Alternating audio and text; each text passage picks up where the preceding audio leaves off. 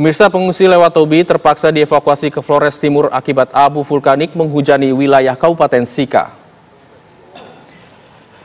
Tim SAR gabungan kembali mengevakuasi warga pengungsi erupsi yang kini mengungsi di sejumlah pengungsian Kabupaten Sika, Nusa Tenggara Timur.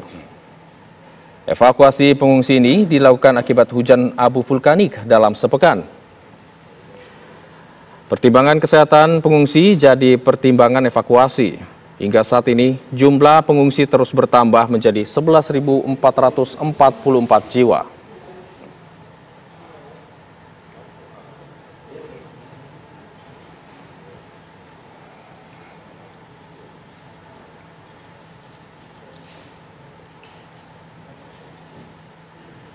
Petugas masih terus mengevakuasi warga yang bertahan di kaki Gunung Lewatobi. Sementara para pengungsi mulai terserang penyakit gatal-gatal.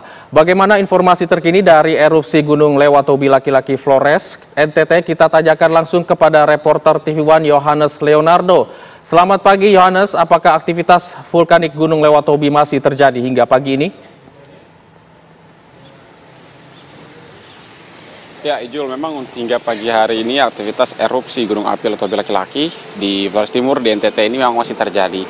Tercatat pagi hari ini ada satu letusan yang terjadi pada sekitar pukul 1 dini hari tadi, di mana untuk letusan tersebut belum terekam oleh Pusat Vulkanologi dan Mitigasi Bencana Geologi atau PVMBG, belum terekam secara jelas berapa kemudian ketinggian atau sebaran abu vulkaniknya. Namun yang jelas sebaran abu vulkanik berwarna abu-abu tersebut mengarah ke barat laut dan juga barat daya, yang artinya mengarah ke Kabupaten Sika dan juga Momere. Seperti yang tadi Hijul bacakan sebelumnya, bahwa memang beberapa pengungsi memang sudah diungsikan dari Kabupaten Sika ke Flores Timur. Karena memang kemarin tim SAR bersama dengan jajaran ini melakukan evakuasi terhadap sejumlah pengungsi yang berada di Kabupaten Sika yang kurang lebih ada 6 kecamatan, di mana dari Kabupaten Sika dipindahkan ke titik posko yang baru yang ada di Flores Timur, yaitu di kecamatan atau di desa Kenada yang ada di kecamatan Titehena, di mana kemudian juga pemindahan ini berlangsung menyusul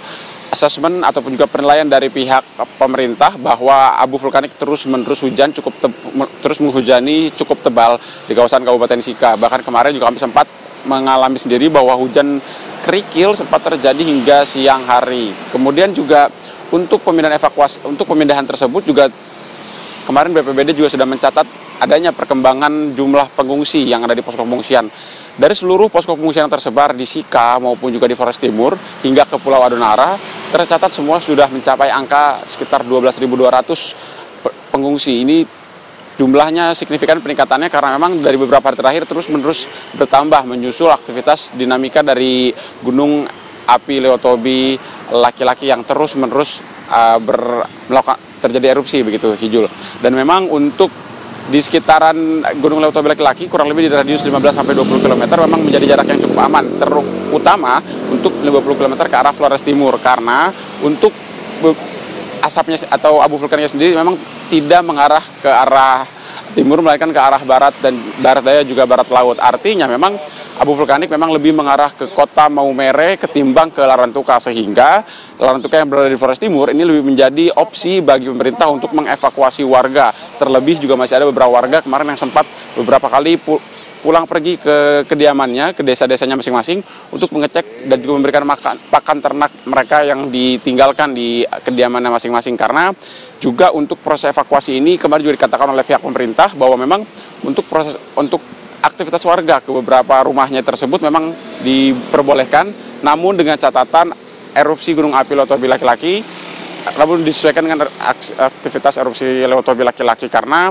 memang jika pemerintah nantinya menilai bahwa aktivitas sudah mulai meninggi, maka warga yang akan ke rumahnya wajib ataupun juga dilarang untuk kembali ke rumahnya meskipun untuk memberi pakan ternak, karena memang saat ini aktivitas erupsi terus-menerus berubah-ubah. Kemarin saja dari rekapan kami tercatat ada 10 letusan dengan ketinggian maksimal ada di sekitar 6-8 km radius daripada kepulan abu vulkanik yang ke arah barat dan juga barat laut. Sementara pagi ini belum terekam jelas berapa sebaran persisnya, namun memang terjadi pada pukul 1 dini hari tadi, dan kami akan terus memantau pemirsa. Lalu kemudian juga dari kemarin kami juga berjumpa dan berbincang dengan para pengungsi. Memang beberapa hal yang menjadi kebutuhan utama mereka Memang secara logistik di beberapa posko, khususnya di posko utama, memang secara logistik mereka cukup.